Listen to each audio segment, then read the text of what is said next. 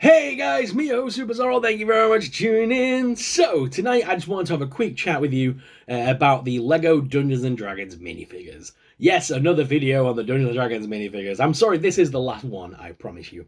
I know I've done one long form video opening 6 of the figures, and I think I've opened a further 2 or 3 on shorts.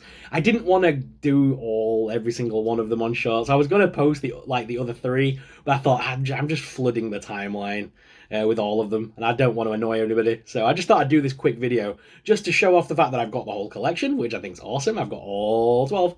And also to give you my just thoughts and opinions on the wave as a whole, because it is a very strong wave and I want to talk about it. As well, I think there's a couple of characters that have been missed, so stick around to hear about that. And just overall, just to let you know my favourites from the wave, and like I say, just those final thoughts and opinions. Let's jump in, guys, and take a closer look at these awesome Dungeons and Dragons minifigures from LEGO.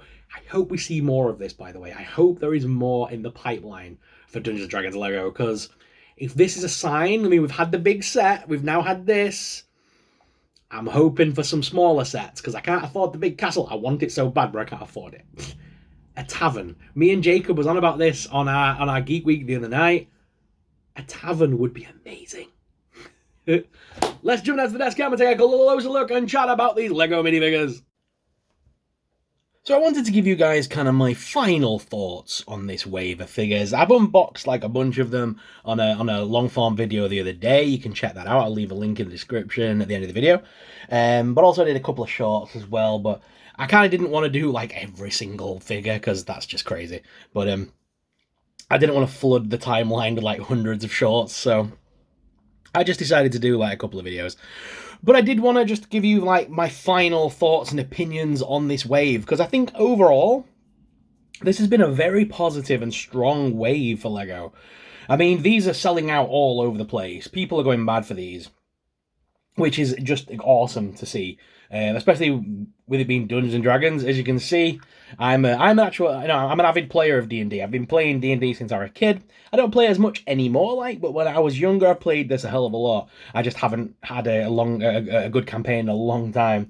If you play D&D, hit us up in the comments and let us know.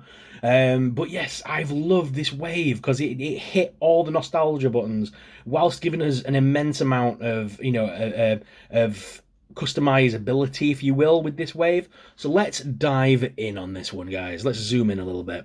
So first of all, I just want to say the amount of heads that they gave us in this wave. I mean, you've got all the ones that are on the figures, plus like all the spare ones, because they gave us heads for some of these characters to make them, male and female. They gave us different faces. Each one's got like 2 expressions on them, more or less.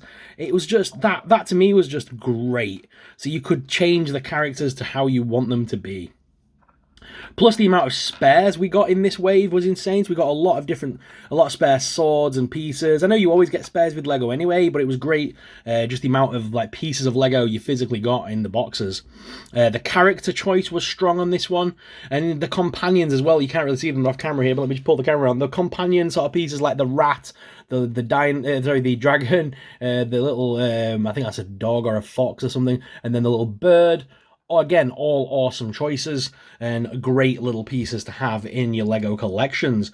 And I think the choices that they gave us was good. I do feel like we were missing some though, because like obviously you want like the warrior, the ranger, you want the archetypes, and they've gone for a mixture of kind of that with monsters and characters that we've had, in D&D lore.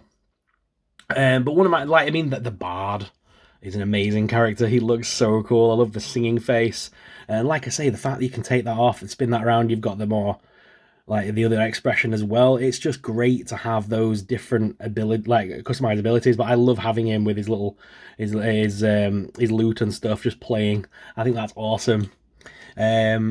And yeah, just overall, a lot of these figures, the pieces that we've had this time were just amazing. Very nice looking characters. The torch piece, I absolutely adore. I have loved that as soon as I unboxed it.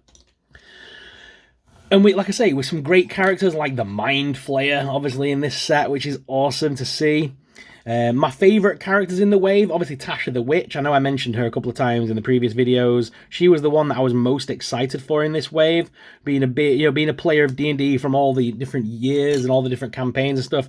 Tasha the Witch is a character that's kind of been there and endured a lot over the years and changed her name and story, and we've had a lot of fun moments in the D&D history with Tasha. Then as well, we got Zaz as well, which was a cool addition with the Necromancer. Again, he was just a really cool figure to get. But my absolute ultimate favourite was Strahd. I mean, Ravenloft has always been one of my favourite sort of stories and expansions to the world of D&D. And yeah, I love this character, the Vampire Count. He's just so cool. Obviously, being a big fan of Dracula, Universal Monsters, this obviously is is all up there for me. He's so cool. I wish that have given him a thing that we can put in there to slot in to make it look like it's filled with red blood, though. I do feel like that's the missing a trick there, just having in the empty cup. And I mean, I love that they included the little cauldron with Tasha as well. I thought that was a really cool piece. Obviously, we got her book as well, the Book of Spells and stuff, which again, I'm loving all the details too. Very cool. Overall, like I say, very strong wave, and I think they hit it out of the park with this wave. I really do. I would love to see, though, a second wave, because whilst I love this wave and the choices, I do think we were missing a couple of things. I mean, we're missing Vecna. With the popularity of Vecna growing all the time because of Stranger Things, D&D, and all that stuff, would have been awesome to get a Vecna in this wave.